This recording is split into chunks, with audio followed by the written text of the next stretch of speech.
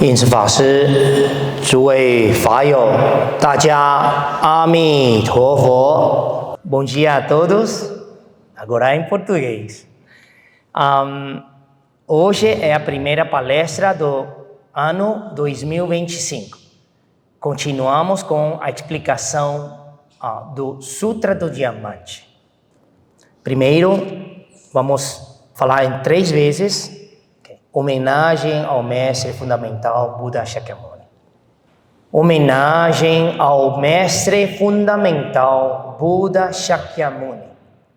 Homenagem ao Mestre Fundamental Buda Shakyamuni. Homenagem ao Mestre Fundamental Buda Shakyamuni. Verso de abertura de Sutras. O Dharma insuperável, profundo e maravilhoso é difícil de se achar em centenas de milhões de períodos cósmicos. Agora que posso vê-lo e ouvi-lo, consigo recebê-lo e conservá-lo. Desejo compreender o verdadeiro significado do Tathagata. A sabedoria do Sutra do Diamante. Hoje é a 15ª palestra. Continuamos com a explicação da Bodhi, da iluminação da mente, no sendeiro do Prajna.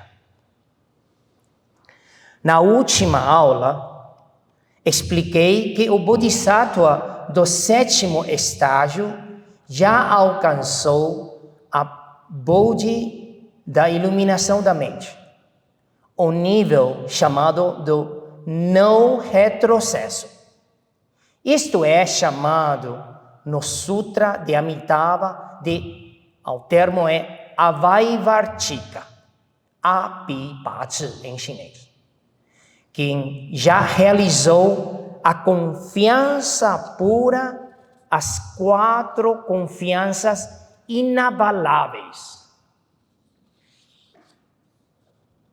Acreditando profundamente e sem dúvida no Buda, no Dharma, no Sangha e nos preceitos.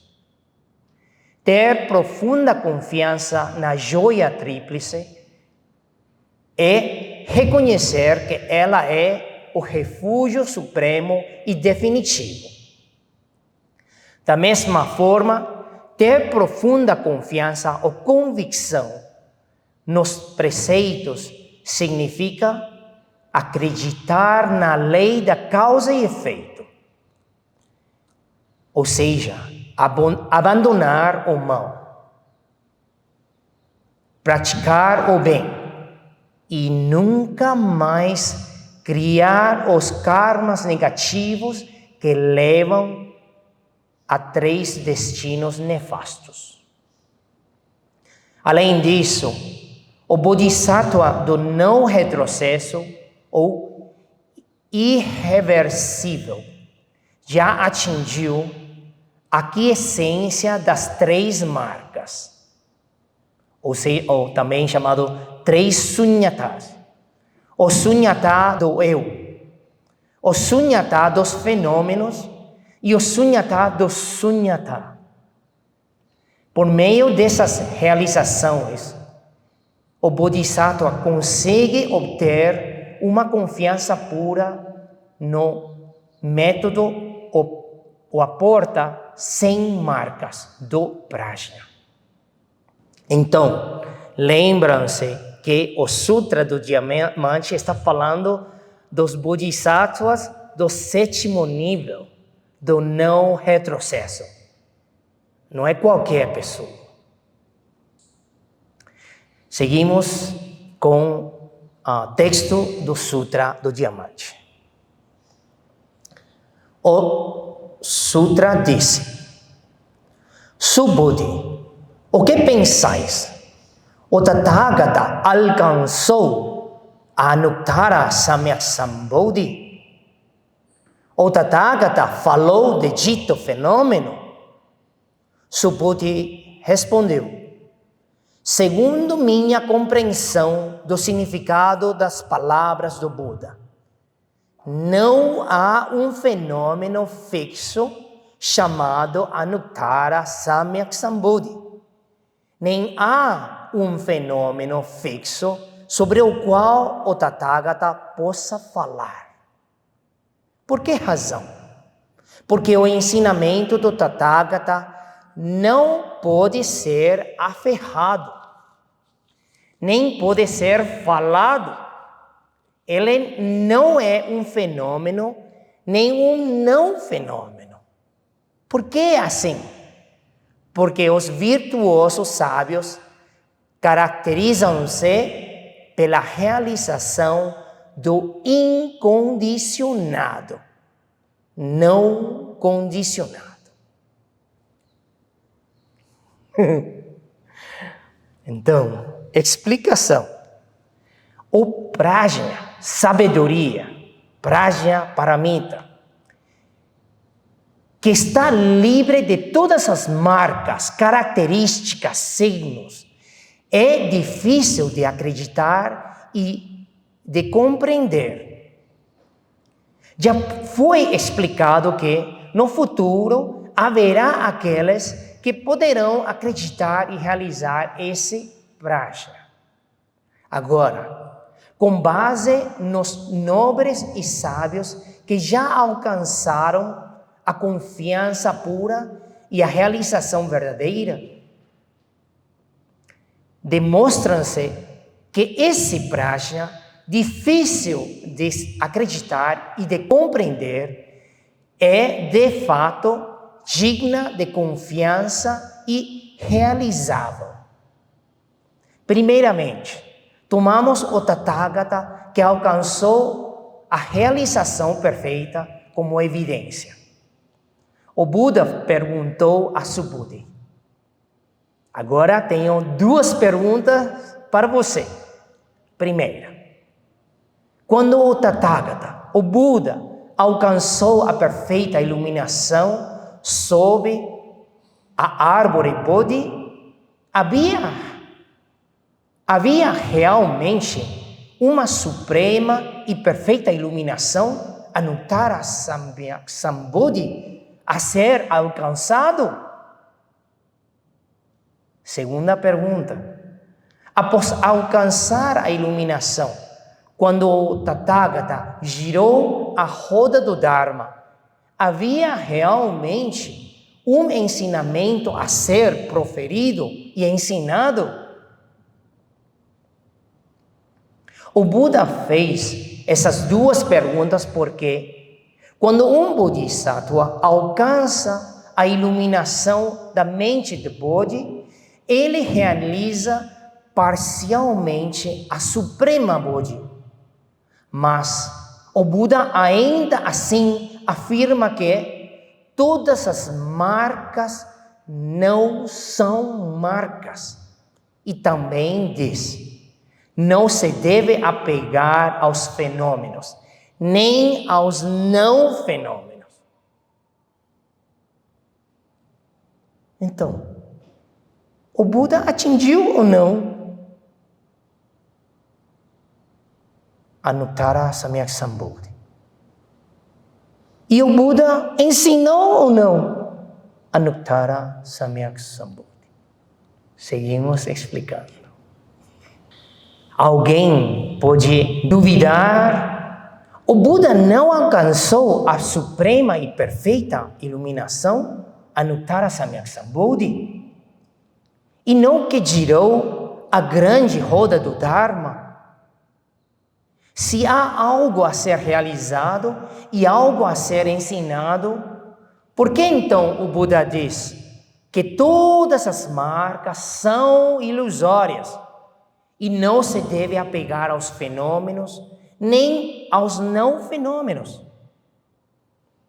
Embora Subhuti não tenha alcançado a realização perfeita da experiência do Tathagata, ele já é um grande Arhat que pratica sem conflito. E com base em suas próprias experiências de realização do estado incondicionado de Sunyata e na compreensão dos ensinamentos do Buda sobre a essência de marcas, ele respondeu dizendo: como o Buda ensinou e como eu entendo, não há uma natureza fixa, uma essência intrínseca da suprema e perfeita iluminação, Anuttara Samyak Sambodhi, a ser realizada pelo Buda. Nem há uma essência intrínseca do Dharma a ser proferida ou proferido pelo Tathagata. A resposta de Subhuti foi realmente adequada e justa. A realização do Buda não possui distinção de um realizador e algo a ser realizado. Como se diz, não existe a sabedoria nem sua obtenção, como o Sutra do Coração. Se alguém acredita que há algo a ser obtido como sabedoria, isso não é a correta iluminação. Então, antes de atingir a iluminação existe ou não? Sim. Mas depois de atingir, que é? É o que é. Então, como explicar isso? Nossa, estou falando que existe ou não? Surgiu um exemplo, agora mesmo. Conduzir, dirigir carro. Ok. Quem conduzem e dirigem carro? Levanta a mão. Quem? Ok. Antes de conduzir carro, vocês aprenderam, estudaram o que tem que fazer para conduzir um carro. Então, o manual fala, tem que abrir a porta do carro, entrar no carro, então tem que ter chave do carro, agora já não precisa colocar chave, mas e depois tem que, a pé tem que frear, como chama? Esse parking. Freio. E então arrancar. Tem montes de coisas que tem que fazer. Tem que ajustar espelho, tem que olhar. E tem que assegurar todas as portas estão fechadas. E depois, dirigir. Nossa, no começo, vocês lembram? Complicado, não? Dirigir. E depois dirigir 1 ano, 2 anos, 3 anos, 4 anos. Agora como dirigimos? Entrar e ir. Você precisa dar comando. Eu preciso abrir a porta, ter a chave. Não. Então, quando nós estamos meio dormidos, não despertos, a iluminação é algo para atingir. E nós estudamos, e nós suamos, queremos entender o conteúdo, e praticamos, mantemos preceitos, e cometemos erros, e nos arrependemos, e fazemos tudo. Mas de pouco a pouco, 1 ano, 2 anos, 1 vida, 2 vidas, muitas vidas, infinitas vidas e começamos a despertar. E que é a iluminação? É o que é.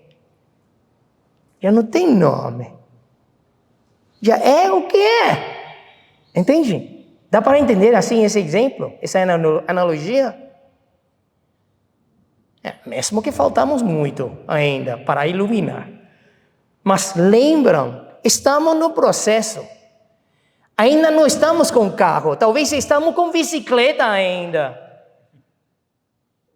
Ok, seguimos. Em relação ao ensinamento, também não há algo fixo a ser proferido ou ensinado. Todos os nomes e palavras não têm um significado verdadeiro. As palavras não têm significado verdadeiro. Embora existam muitos ensinamentos no Buda Dharma, eles não são mais do que a realização e o ensino do Dharma. A ausência de realização e de ensinamento indica claramente que a própria realização e o ensinamento do Tathagata para os outros são completamente sunya e livres de marcas, ausentes de marcas. É precisamente porque são sunya e livres de marcas que o Buda pôde realizar e ensinar. No entanto, a ausência de algo fixo a ser proferido não significa que o ensinamento já seja arbitrário. Tem forma de explicar a verdade. Não é qualquer jeito. As palavras não capturam a verdade verdadeira, mas dentro do contexto convencional e das práticas convencionais, há diferenças, similitudes, correções e erros, como os pontos cardeais, leste, oeste, norte e sul. Embora não tenham uma essência fixa, o mundo ainda segue direções específicas. Apontar para o leste e dizer que é oeste seria contradizer o senso comum. Se até a linguagem cotidiana não pode ser usada de maneira errada, quanto mais o Buda Dharma. Portanto, o Buda Dharma é estabelecido em conformidade com as convenções do mundo. E o rugido do leão, os ensinamentos do Buda, sempre emite um ensinamento decisivo. Então, porque tudo é relativo no mundo, quando estamos aqui, falamos, tem que ter um lugar, um ponto de vista para falar, aí é leste. E quando você está no leste, então já não é leste, o oposto é oeste. Depende do ponto de vista, onde está. Então tudo é convencional e relativo. É como falamos da meditação. A meditação, quando falamos das experiências direitas, falando da experiência direita, é mesmo que experimentar diretamente? Não, eu falo, isso é salgado, e você fala, é salgado. Até você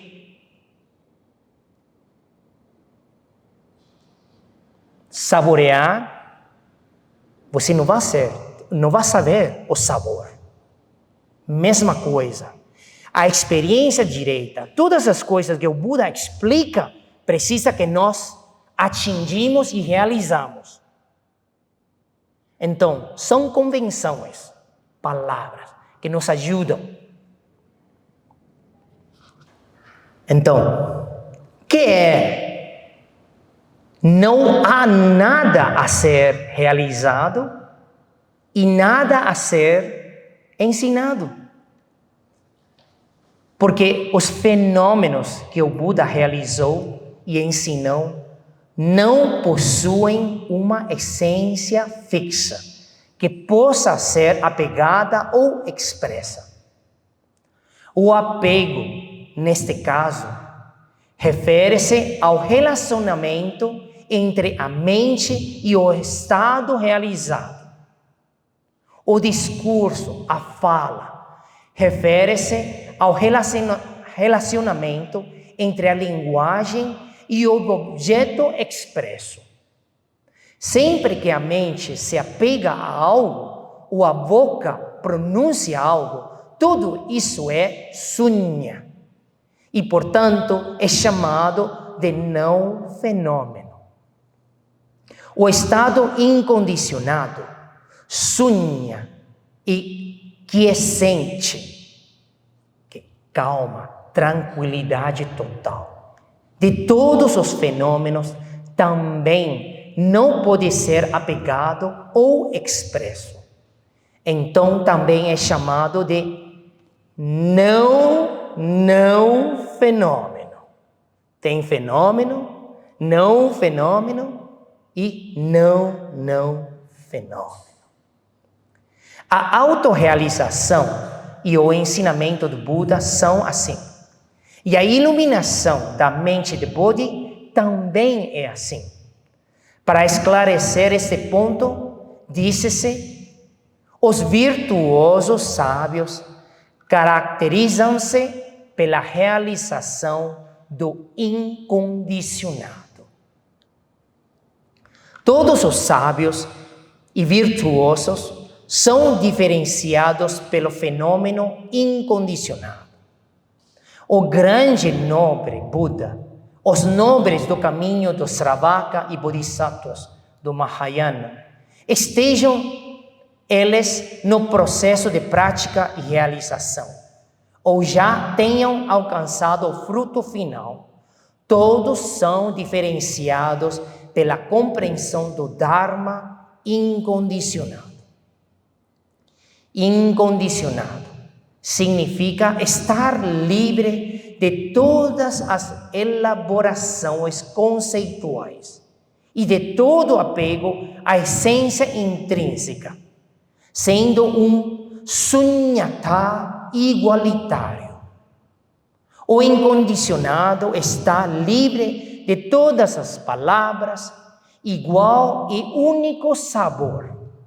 Então, como pode haver diferenças entre os nobres e sábios? O nirvana atingido é um sabor só, o incondicionado. É como o vasto espaço. O espaço, embora possa ser descrito como interno, externo, dentro do corpo, fora do corpo, dentro da casa, fora da casa, quadrado, redondo. A natureza do espaço não possui essas diferenças. O espaço do universo e o espaço de dentro do nosso corpo é a mesma essência. Embora o espaço não tenha diferenças, o espaço interno e externo ainda é descrito em relação ao espaço. Da mesma forma, o Dharma incondicionado está livre de todas as elaborações conceituais. E, na realização, não há nada a ser apegado ou dito. Mas as diferenças entre os nobres dos três veículos são estabelecidas em relação ao Dharma incondicionado. Os liberados realizaram o Dharma incondicionado. Nós, os ordinários, ainda não. Então, eu acabei de explicar esse trecho. Desejo que todos se dediquem e pratiquem com diligência, avançando em direção a não retrocesso do Bodhisattva. E passo a passo realizem os três sunyatas. Quais três? Sunyata do eu, o sunyata dos fenômenos e, finalmente, o sunyata do sunyata. Amém.